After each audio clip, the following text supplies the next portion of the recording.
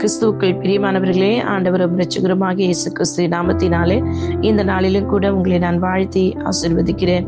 இந்த நாளிலும் ஒரு விசேஷித்த ஞாயிறு ஆராதனையோடு கூட ஹனுக்கா என்றால் என்ன, ஹனுக்கா ஃபெஸ்டிவல் என்றால் என்ன என்பதை குறித்து பார்க்கலாம்.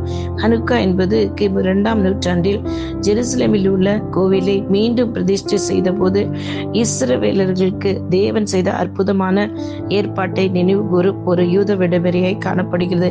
எனக்கு அருமையானவர்களே, அந்த நாட்களில் சீரிய ராஜா ஆன்டியோகஸ் 4வது அந்தியோகி ராஜா, அதாவது அவனுடைய பேர் எபிபினியோஸ். இவன் அந்த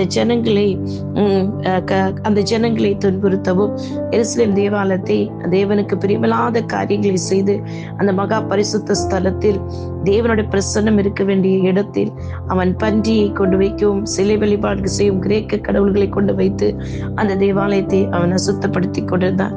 எனக்கு அருமையானவர்களே, அந்த 3 ஆண்டுகள் அந்த ஜனங்கள் கடுமையான அந்த போராட்டத்தில் இருந்த பொழுது தேவன் அவர்களை அவன் கையிலிருந்து விடுவித்தது மட்டுமில்லாமல் அந்த தேவாலயத்தையும் தேவன் என்ன செய்கிறார், அவர்களுக்கு திருப்பி கொடுக்கிறார்.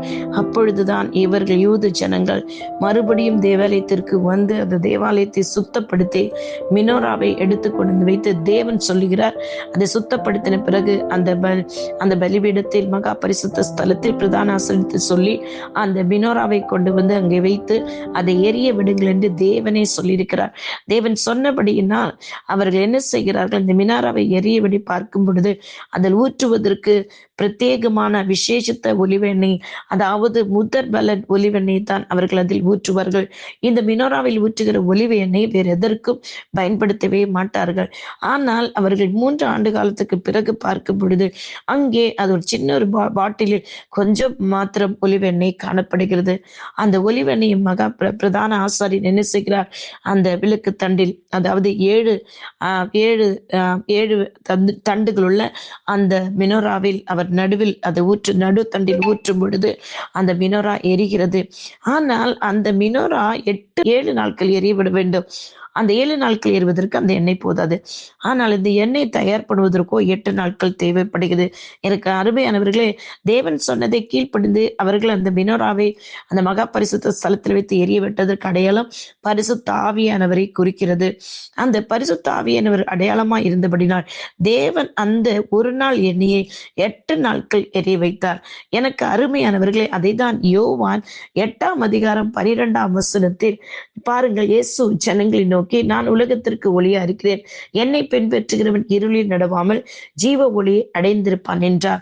அதே போல இயேசு கிறிஸ்து அந்த பண்டிகையில் அங்கே இருந்திருக்கிறார் என்றும் நாம் அறிந்து கொள்ள வேண்டும். அங்கே யோவான் 10ஆம் அதிகாரம் 22, 23 வசனங்களில் இயேசு கிறிஸ்து அங்கே அந்த தேவாலயத்தில், அங்கே எருசலேமின் தேவாலய பிரதிஷ்டை பண்டிகை வந்தது. தெளிவாய் வசனம் இருக்குது. மாரிகாலமாய் இருந்தது.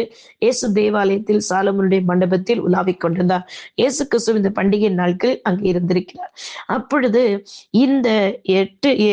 இந்த விளக்கு, இந்த குத்து விளக்கு, அந்த ஒரு நாள் எண்ணெய் 8 நாள் தேவன் எரிய வைத்து அற்புதம் செய்ததற்கு அடையாளமாக இவர்கள் என்ன செய்கிறார்கள், மறுபடி இன்னொரு குத்து விளக்கை, அதாவது 7 இருந்ததை 9 உள்ள விளக்காக அவர்கள் சந்தோஷத்திற்கு அடையாளமாக அவர்கள் அந்த ஃபெஸ்டிவலை கொண்டாடுவதற்காக அந்த ஹனுக்கா மினோராவை அவர்கள் செய்கிறார்கள். அதை தான் இந்த நாட்கள் அவர்கள் கொண்டாடுகிறார்கள். எனக்கு அருமையானவர்களே, தேவன் 8 நாள் அது எரிய வைத்ததற்கு அடையாளமாக இந்த ஹனுக்கா ஃபெஸ்டிவலை அவர்கள் இந்த நாட்களும் கொண்டாடுகிறார்கள். அது டிசம்பர் மாதம் தான் வருகிறது. இந்த நாட்களும் எனக்கு அருமையானவர்களே, இந்த 7ஆம் தேதியிலிருந்து 14ஆம் தேதி வரையிலும் நீங்கள் உபவாசித்து ஜெபம் பண்ணி தேவனிடத்தில் எதை கேட்டாலும் அன்றைக்கு அந்த யூத ஜனங்கள் அந்த ஒரு நாள் எண்ணெயை ஊற்றின பொழுது தேவன் அதை 8 நாள் எரி வைத்தார் என்று சொன்னார். அதன் கணக்காக இந்த நாட்கள் உபவாசம் பண்ணி ஜெபிக்கும் பொழுது நிச்சயமாக பரிசுத்த ஆவியானவர் உங்களுக்கு உதவி செய்வார். பரிசுத்த ஆவியானவரை 1 தெசலோனிக்கர் 5:19 சொல்லுது, ஆவியானவர் அவித்து போட்டு விடாதீர்கள் என்று. இந்த மினோரா எதை குறிக்கிறது? ஏசாயா 11:2 குறிக்கிறது. ஏசாயா 11:2 ஞானத்தையும் உணர்வையும் அருளும் ஆவியும், ஆலோசனையும் பலனையும் அருளும் ஆவியும், அறிவையும் கர்த்தருக்கு பயப்படும் பயத்தையும் ஆவியும் ஆவியானவர் கர்த்தருடைய ஆவியானவர் அவர் மேல் தங்கியிருப்பார். இன்றைக்கு இந்த நாட்களில் நீங்கள் இந்த விசேஷத்தை உபவாசத்தை நீங்கள் மேற்கொள்வீர்கள் என்றால் நிச்சயமாக கர்த்தர் அன்றைக்கு எருசலேம் ஜனங்களுக்கு உதவி செய்தது போல உங்களுக்கும் அற்புதங்களையும் அதிசயங்களையும் செய்வார்.